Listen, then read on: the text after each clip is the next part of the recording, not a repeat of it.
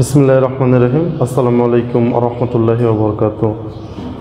Dear learners, welcome to online class once again. This is Nasim Shardar.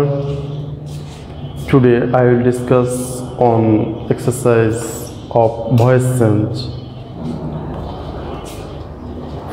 At first you have to know the active and passive voice. Active voice এ তিনটি বিষয় খেয়াল করতে হয় কি কি। এক নম্বর subject verb object. Generally subject verb object, you have to identify subject verb object. আমরা এখন সাবজেক্ট সম্পর্কে কিছু কথা বলবো। সাবজেক্ট হিসেবে কোন পার্ট অফ স্পিচ বসে? আমরা জানি সাবজেক্ট হিসেবে নাউন এবং প্রোনাউন বসে। নাউন এবং প্রোনাউন সেন্টেন্সের সাবজেক্ট হিসেবে বসে। তো ভয়েস চেঞ্জে নাউন এবং প্রোনাউনে কিছু চেঞ্জ আছে। কীরকম? যদি ভয়েস চেঞ্জের অ্যাক্টিভ ভয়েসের সাবজেক্ট হিসেবে নাউন বসে, প্যাসিভ ভয়েসে সেই নাউনটি আনচেঞ্জড বা অপরিবর্তিত অবস্থায় বসে যায়। আর অ্যাক্টিভ ভয়েসের সাবজেক্ট হিসেবে যদি প্রোনাউন বসে, তখন সেক্ষেত্রে ওই প্রোনাউনে অবজেক্টিভ ফর্ম বসে। যেমন আই এর অবজেক্টিভ ফর্ম মি। তোমরা জানো কেস, যেটাকে বলা হয় কেস, নমিনেটিভ বা সাবজেক্টিভ, অবজেক্টিভ, ভোকেটিভ, পসেসিভ। তো এই যে কেসগুলো আছে, যেমন হি এর অবজেক্টিভ ফর্ম হিম, পসেসিভ ফর্ম হলো হিজ। তো ভয়েস চেঞ্জে বসে হলো অবজেক্টিভ ফর্ম, আর ন্যারেশনে বসে হলো পসেসিভ ফর্ম। তো এখানে সাবজেক্ট সম্পর্কে কথা, দুটো পার্ট অফ স্পিচ বসে, নাউন এবং প্রোনাউন। যখন নাউন বসে তখন by, to, at, with, for যোগে প্যাসিভ ভয়েসে এটা বসে যায় অপরিবর্তিত অবস্থায়। আর যখন প্রোনাউন বসে সাবজেক্ট হিসেবে, তখন তার অবজেক্টিভ ফর্ম বসে। তাহলে সাবজেক্ট সম্পর্কে যে অ্যাক্টিভ ভয়েস থেকে প্যাসিভ ভয়েসের সাবজেক্ট চেঞ্জ করার যে কথা, আমি আবার একটু সংক্ষেপে বলে দিই। সাবজেক্ট হিসেবে বসে নাউন বা প্রোনাউন। এটা প্যাসিভ ভয়েসে যদি কি হয়, অ্যাক্টিভ ভয়েসে নাউন থাকে, প্যাসিভ ভয়েসে বাই যোগে ওই নাউনটি বসে যায়। আর যদি প্রোনাউন থাকে অ্যাক্টিভ ভয়েসের সাবজেক্ট হিসেবে, তখন প্যাসিভ ভয়েসে সেটা বাই যোগে তার অবজেক্টিভ ফর্ম বসে। এখন আসো ভার্বের ক্ষেত্রে। ভার্ব আমরা জানি অ্যাক্টিভ ভয়েসে দু ধরনের ভার্ব আমরা ক্যাটাগরি করতে পারি। একটা ভার্বকে বলা হয় বি ভার্ব বা অক্সিলারি ভার্ব, আর একটাকে বলা হয় প্রিন্সিপাল ভার্ব। যদি প্রিন্সিপাল ভার্ব থাকে, সেক্ষেত্রে কি করতে হয়, টেন্স অনুসারে এখানে বি ভার্বগুলো সিলেক্ট করতে হয়, করে তারপরে ভার্বের পাস্ট পার্টিসিপল ফর্ম বসাতে হয়। তো আমরা জানি এই টেকনিকটা তোমরা সবাই জানো যে অ্যাক্টিভ ভয়েসে যে প্রিন্সিপাল ভার্ব থাকে, প্যাসিভ ভয়েসে সেটা পাস্ট পার্টিসিপল ফর্ম হয়। আমরা এটাকে যদি এভাবে বলি যে ভার্বের প্যাসিভ ভয়েসে সকল টেন্সে, সকল সেন্টেন্সে ভার্বের পাস্ট পার্টিসিপল ফর্ম হয়। প্যাসিভ ভয়েসে সকল টেন্সে, সকল সেন্টেন্সে ভার্বের পাস্ট পার্টিসিপল ফর্ম হয়। দ্যাট ইজ, তুমি যদি ভার্বের পাস্ট পার্টিসিপল ফর্ম না পাও, তখন সেটা প্যাসিভ ভয়েস হবে না। আর কিছু ভার্ব আছে, যেমন বি ভার্বের পরে বিং বসে, মডাল ভার্বের পরে বি বসে প্যাসিভ ভয়েসে, আর হ্যাভ ভার্বের পরে বিন, বিন। তাহলে আমরা অ্যাক্টিভ ভয়েসকে প্যাসিভ ভয়েস করতে হলে, যদি অ্যাক্টিভ ভয়েসে বি ভার্ব থাকে, অ্যাম, ইজ, আর, ওয়াজ, ওয়্যার, এইটা যদি থাকে, এর সাথে আরও আছে শ্যাল বি, উইল বি যদি থাকে, তখন প্যাসিভ ভয়েস করতে হলে এই ভার্বের পরে বিং বসে। আর অ্যাক্টিভ ভয়েসে যদি হ্যাভ, হ্যাজ, হ্যাড থাকে, তখন প্যাসিভ ভয়েসে এর পরে বসে হলো বিন, বিন। আর অ্যাক্টিভ ভয়েসে যদি মডাল অক্সিলারিজ ভার্ব থাকে, প্যাসিভ ভয়েসে সেটা বি, এই ভার্বের সাথে বি যোগ হয়ে বসে। তাহলে আমরা ভেরি ইম্পর্টেন্ট এটা পাচ্ছি হলো বি, বিং, আর হলো বিন। এটা হলো কি প্যাসিভ ভয়েসে সিম্বল। বি, বিং, বিন এটা প্যাসিভ ভয়েসের সিম্বল, দ্যাট ইজ যদি বি বসে তারপরে ভার্বের পাস্ট পার্টিসিপল ফর্ম বিং, ভার্বের পাস্ট পার্টিসিপল ফর্ম বিং, ভার্বের এর সাথে এখানে যদি প্লাস ভি পি পি বসে তখন হলো এটা প্যাসিভ ভয়েস। তো আসো এই বিভিন্ন সেন্টেন্সের ভয়েস চেঞ্জের বিভিন্ন নিয়ম আছে, যেমন অ্যাসার্টিভ সেন্টেন্সের নিয়ম আছে, ইন্ট্রোগেটিভ সেন্টেন্সে আছে, ইম্পারেটিভ সেন্টেন্সের বিভিন্ন নিয়ম আছে। সাবজেক্ট সম্পর্কেও বা কি দিয়ে ভয়েস চেঞ্জটা আরম্ভ হলো, অ্যাক্টিভ ভয়েস আরম্ভ হলো, সেটার উপরেও কিছু কিছু চেঞ্জ আছে। তো আসো আমরা এখানে কিছু এক্সাম্পল লিখেছি তোমাদের এটা বোঝার জন্য। আমরা পূর্বের ক্লাসগুলোয় রুলস নিয়ে আলোচনা করেছি, এই রুলসের প্রয়োগ হলো এক্সাম্পল, দ্যাট ইজ আমি কতটা রুলস বুঝেছি সেটা ডিপেন্ড করছে আমি কিভাবে এই এক্সাম্পলগুলো সলভ করতে পারছি, কত ইজিতে। তো আসো এটা অ্যাসার্টিভ সেন্টেন্স প্রথম আমরা দেখি। তো তোমাদেরকে শিক্ষার্থীদেরকে কি করতে হবে, প্রথমে এই সেন্টেন্সের সাবজেক্টটা আমরা ধরলাম, এটা আছে ভার্ব বের করেছি, এটা একটা অবজেক্ট, এটা একটা অবজেক্ট। যদি এখানে এই অ্যাসার্টিভ সেন্টেন্সটা দুটো অবজেক্ট আছে, একটা অবজেক্ট আছে আজ আর একটা অবজেক্ট আছে মিল্ক। যদি দুটো অবজেক্ট থাকে একে বলা হয় ডাবল অবজেক্ট যুক্ত অ্যাক্টিভ ভয়েস। তো আমরা যখন সিঙ্গেল অবজেক্ট যুক্ত অ্যাক্টিভ ভয়েস করতে পারি তাহলে ডাবল অবজেক্ট যুক্ত অ্যাক্টিভ ভয়েস করতে পারবো। কীরকম দেখো, এই একটি অবজেক্টকে আমরা সাবজেক্ট করব, অপর অবজেক্টটি অপরিবর্তিত অবস্থায় মূল ভার্বের পাস্ট পার্টিসিপলের পরে বসে যাবে। তো আমরা এটা সলভ করে দিই। দেখো উই এর সাবজেক্ট, আস এর সাবজেক্টিভ ফর্ম কি উই, এটা আসছে প্রেজেন্ট ইনডিফিনিট টেন্স, তখন টেন্স অনুসারে কি বসবে, আমি যারে উইয়ের পরে আর বসে। উই আর মূল ভার্বের past participle form, we are given, এরপরে কি আছে, এই যে এটা অবজেক্ট টু, এটা অবজেক্ট ওয়ান, এই যে একটা অবজেক্ট আছে সেই অবজেক্টটা কি করব আমরা, এটা বসাই দেব, উই আর গিভেন মিল্ক। এখন কার দ্বারা পাচ্ছি আমরা, by the cow, we are given milk by the cow. আর এই মিল্ককে যদি আমরা এখানে সাবজেক্ট হিসেবে ধরি তখন কি করতে হবে, লিখতে হবে মিল্ক ইজ গিভেন। এই আজটা আমরা ব্যবহার করিনি, এই আজটা এখানে বসে যাবে, milk is given us by the cow. এই যে বসে গেল যে অবজেক্টটি, সেই অবজেক্টটিকে বলা হয় রিটেইনড অবজেক্ট। রিটেইনড অর্থ হলো অবশিষ্ট অবজেক্ট, দ্যাট ইজ যেটা ব্যবহার হয়নি, the object that is not used within passive voice, এটাকে প্যাসিভ ভয়েসের মধ্যে এটাকে ব্যবহার হয়নি, এটা আনচেঞ্জড অবস্থায় যদি বসে যায় সেই অবজেক্টটাকে বলা হয় রিটেইনড অবজেক্ট, অবশিষ্ট অবজেক্ট। তাহলে ডাবল অবজেক্ট যুক্ত অ্যাক্টিভ ভয়েসকে প্যাসিভ ভয়েস করতে হলে একটি অবজেক্টকে সাবজেক্ট করতে হয়, অন্য অবজেক্টটি প্যাসিভ ভয়েসের মূল ভার্বের পাস্ট পার্টিসিপলের পরে বসে যায়, সেই বসে যাওয়া অবজেক্টটিকে বলা হয় রিটেইনড অবজেক্ট বা অবশিষ্ট অবজেক্ট। আশা করি এটা ক্লিয়ার হয়েছে। এখন দেখো হি কিল্ড হিমসেলফ, এখানে একটা ব্যাপার আছে যে রিফ্লেক্সিভ প্রোনাউন যুক্ত অ্যাক্টিভ ভয়েসকে প্যাসিভ ভয়েস কিভাবে করতে হয়। এখন রিফ্লেক্সিভ প্রোনাউন কাকে বলে, আমরা এই সংজ্ঞাটা দিয়ে দিচ্ছি। পার্সোনাল প্রোনাউনের সাথে সেলফ অথবা সেলফস যোগ করে, পার্সোনাল প্রোনাউনের সাথে সেলফ অথবা সেলফস যোগ করে যখন যে প্রোনাউনগুলো হয় তখন তাকে রিফ্লেক্সিভ প্রোনাউন বলে।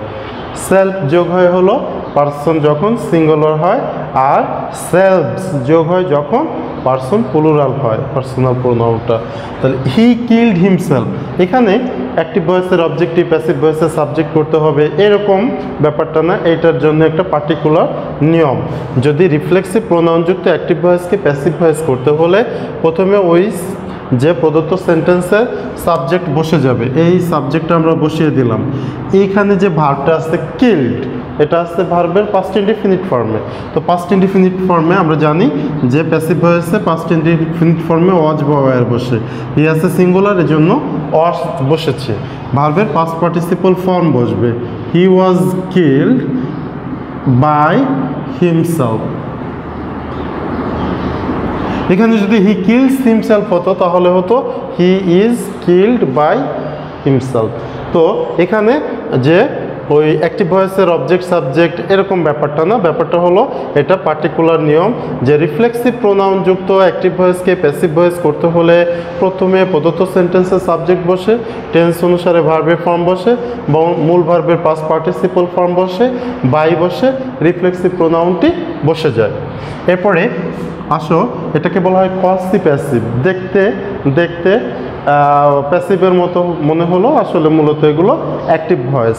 হানি taste sweet, honey taste sweet, the bed feels soft, the iron feels hard, এরকম যে হানি টেস্ট সুইট, মধু খেতে মিষ্টি। তো এটাকে আমরা দুভাবে করতে পারি। আগের যে বইয়ে যে নিয়মগুলো ছিল, হানি ইজ সুইট এরকম করে আমরা পেয়েছি, হানি ইজ সুইট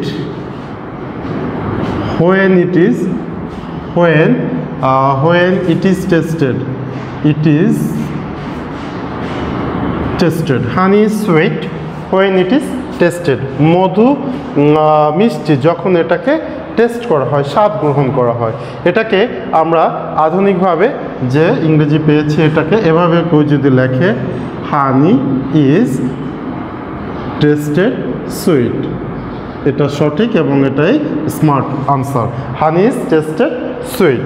তাহলে এটাকে বলা হয় কসি প্যাসিভ যুক্ত কি অ্যাক্টিভ ভয়েস, কসি প্যাসিভ যুক্ত অ্যাক্টিভ ভয়েস, কসি প্যাসিভের মতো এটা।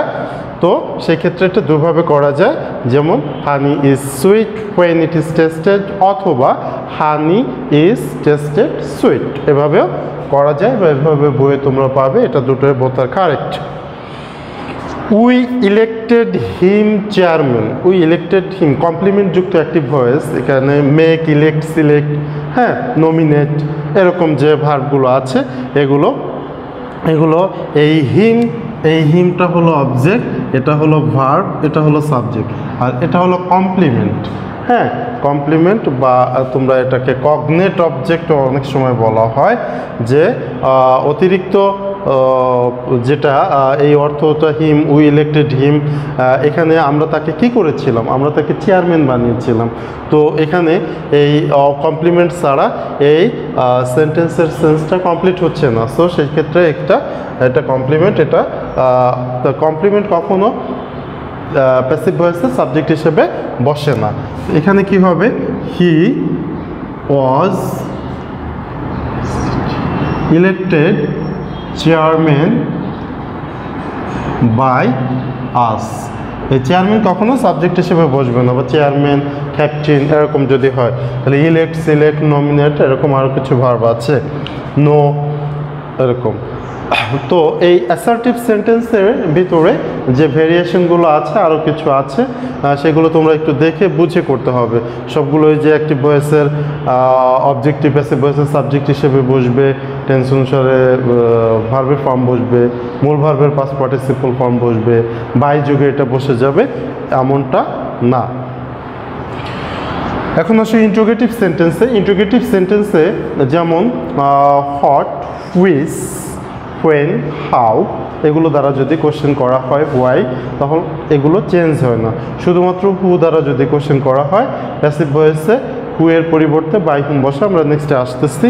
এটা দেখো, হোয়াট ডু ইউ ওয়ান্ট, এখানে ভেরি ভেরি ইম্পর্টেন্ট হলো এই ইন্ট্রোগেটিভ সেন্টেন্সে do, does, did, we find do, does, did to make question, এটা কখনো প্রিন্সিপাল ভার্ব না। So while we turn into passive voice, we should omit do, does, did, and we should find principal verb.